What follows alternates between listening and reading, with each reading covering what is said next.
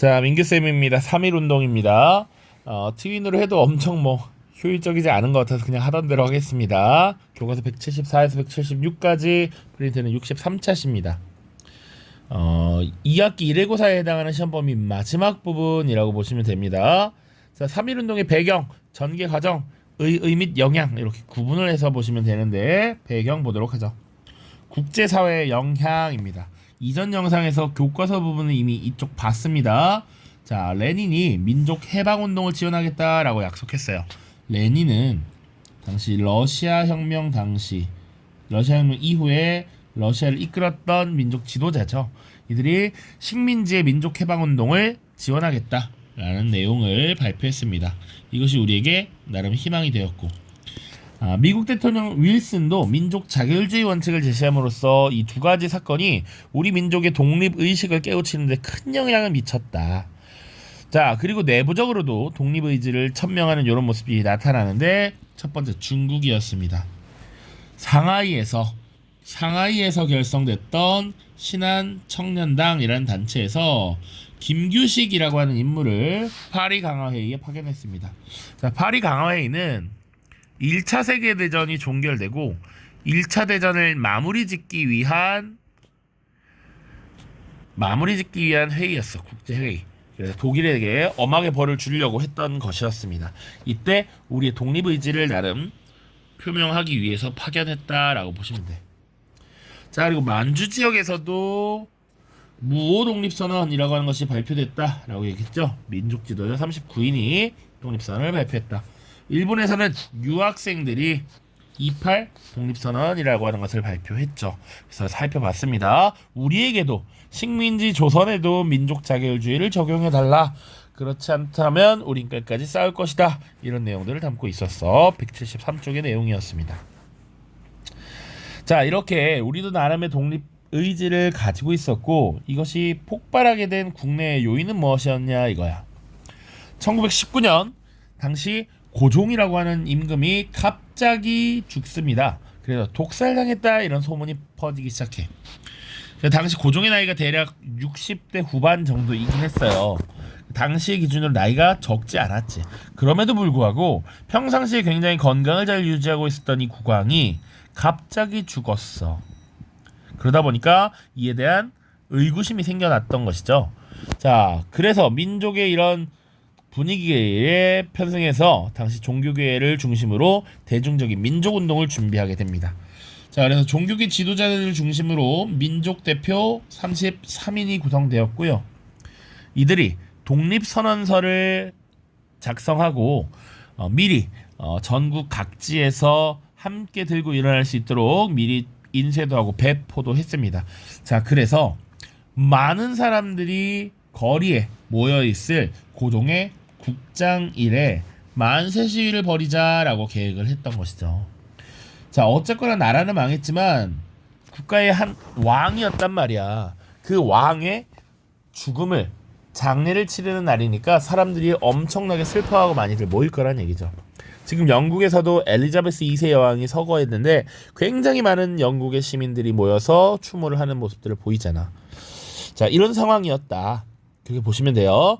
자, 그리고 3.1 운동의 전개 과정 이제 1단계, 2단계, 3단계로 나눌 필요가 있는데, 초반에 촉발되는 단계, 그 다음 전국의 주요 도시로 확산되는 단계, 그리고 전국의 농촌으로 확산되면서 기존의 투쟁들이 폭력 투쟁으로 변화되는 이런 모습들까지 나오게 됩니다. 자, 1단계 보시면 종교계 지도자를 중심으로 민족대표 33인이 결성되었다라고 얘기했고요.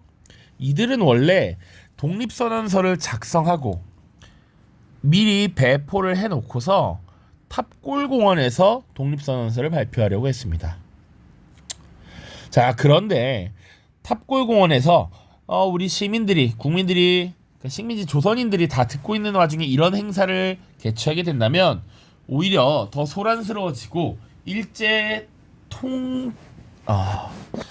통제에 따라 우리가 피를 많은 유혈 사태가 날 수 있음을 염려해서 33인들이 갑자기 식당으로 갑니다.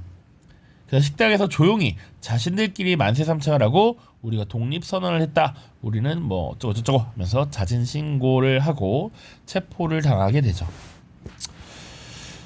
자, 그게 사실은 원래 탑골공원에서 독립운동을 진행하려 했기 때문에 이 시간에 맞춰서 당시 학생들, 시민들이 많이 모여 있었습니다. 그런데 계획되어 있던 민족 대표 33인이 오지 않았고, 자, 기다리던 학생들과 시민들을 중심으로 만세시가 결국 시작되었다. 이 시작될 때만 하더라도 비폭력 만세시가 이루어졌다라는 것이죠. 오로지 우리의 독립을 요구하는 그런 뜨거운 목소리, 함성들이 가득했지 폭력을 사용하지 않았다라는 겁니다. 그리고 서울뿐만 아니라 대도시에서는 이미 함께 합의가 돼서 독립운동이 일어났다. 그리고 2단계 전국의 주요 도시로 확산되게 되고요. 상인들이 시장을 걸어 담그는 철시투쟁, 혹은 노동자들의 파업투쟁이 전개됩니다. 그러다 보니 일제의 무력 탄압이 굉장히 심화되었다라는 거죠. 그리고 이 독립운동을 하는 사람들에게 발포를 해서 사망자가 발생하기도 하고요. 체포하고 그 배후를 묻는 고문도 이어졌다. 자, 3단계는 전국의 농촌 지역까지 확산됩니다.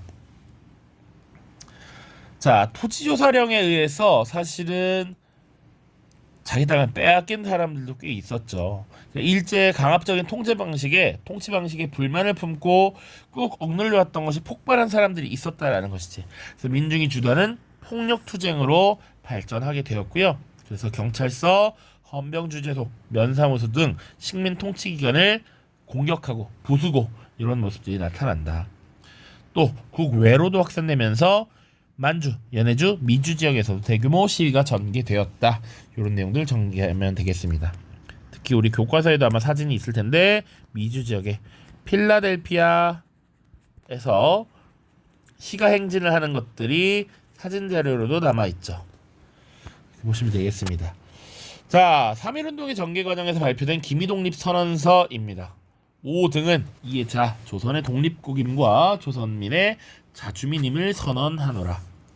우리는 정의, 인도, 생존, 존영을 위한 민족적 요구이니 자유적 정신을 발휘하는 것이다.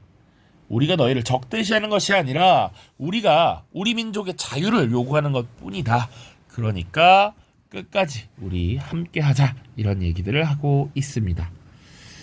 자, 결과적으로는 사실은 일제가 무자비한 탄압을 벌이게 되면서 실패하게 되죠. 그 과정에서 일제의 이런 악랄한 만행들이 전파되기도 했습니다. 바로 제암리 학살 사건이라는 것이죠. 마을 사람들을 교회, 성당으로 불러 모아서 가둬두고 외부로 나오지 못하게 밖에서 못질을 해내고 불을 질러버리는 이런 진짜 만행을 벌이게 되었다. 뛰쳐나오면 총으로 사살을 하고요. 정말 마음 아픈 일이죠. 자, 이렇게 3.1운동 지금 간단하게 빠르게 살펴봤는데, 그럼 이런 3.1운동이 가지는 의의 및 영향은 무엇이냐라는 겁니다. 첫 번째로는 전 민족이 결집한 거족적인 민족운동이었다. 진짜 남, 녀, 노, 소 구분 없이 이 전 민족이 함께 결집을 했다라는 것이죠. 그러니까 기존에 우리 사회를 지배하고 있었던 신분 질서 이런 거 당연히 잊고 다 같이 우리나라, 우리 민족을 위해서 싸웠다라는 거야. 그래서 근대적 개념의 민족주의, 민족의 개념이 형성되었다라는 것도 하나의 긍정적인 영향이라고 볼 수 있습니다. 자, 그리고 일제 통치 방식이 변화하게 되죠. 원래 강압적으로 억누르면 깨갱하고 말 잘 들을 거라고 생각했는데 그렇지 않았다라는 것이지. 그래서 소위 문화통치라는 형태로 바뀌었다. 이거 이미 얘기를 했었습니다. 자, 그리고 세 번째로는요. 이렇게 3.1운동이 이루어지는 과정에서 우리 민족의 독립운동을 굉장히 거족적으로 이렇게 했는데 체계적으로 이끌 지도부가 필요하겠다라는 생각이 들었습니다. 이것이 각지에 있었던 정부의 성격을 가진 단체들을 통합시키게 돼요. 대한민국 임시정부의 탄생 계기가 되었다라는 것. 자, 그리고 사회주의 운동을 비롯한 다양한 민족주의 운동이 대두했다. 그러니까 1910년대는 계속 얘기했지만 주로 억압받는 과정에서 준비하는 단계였다. 힘을 모으는 단계였다. 그러다가 20년대가 되면 본격적으로 싸우게 되는데 특히나 가장 큰 힘을 발휘했던 것이 러시아 혁명 이후에 들어온 이 사회주의 운동이었습니다. 사회주의는 기본적으로 혁명을 통해서 되게 과격한 투쟁 이런 것들을 강조한다라는 것이죠.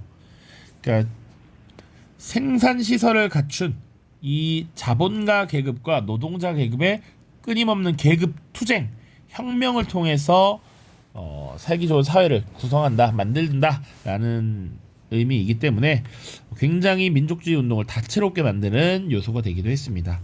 사회주의 사상이 유입되었고 이후에 그래서 노동자들의 노동운동, 농민운동 혹은 소작농들의 소작쟁의 이런 것들이 이루어지는데 역할을 수행했죠. 자, 그리고 세계 약소민족의 독립운동에도 영향을 주었습니다. 한국에서 3.1운동이 벌어졌다라는 소식이 중국에 전해지면서 중국에서도 이와 비슷한 오사운동이라고 하는 것이 나타나기도 했다. 자, 교과서 이제 보고 마무리하겠습니다. 자, 174쪽이죠. 자, 유관순 열사의 수형 기록 카드가 있습니다. 이화학당에서 공부하던 유관순은 1919년 3월 경성에서 독립만세운동에 참여하였다. 이후 모든 학교 휴교령이 내려지자 고향인 병천 아우네 장터에서 독립만세운동을 벌였다. 헌병에게 체포된 유관순은 모진 고문에도 굴하지 않고 저항하다가 서대문 형무소에서 순국하였다. 수형 기록 카드가 나와 있습니다. 자, 3.1 독립선언과 만세 시위, 거기서 왼쪽에 기미 독립선언서 나와 있으니까 이건 우리 아까 봤으니까 생략하고요. 국제정세의 변화 속에서도 국내에서 독립선언의 움직임이 일었다. 고종이 갑자기 승하했고요. 각 종교계 지도자들과 학생 대표들이 비밀리에 모임을 갖고 만세 시위를 기획했습니다. 자, 전국적인 만세 시위를 준비하던 종교계 인사들은 천도교의 손병희, 기독교의 이승훈을 주축을 했다.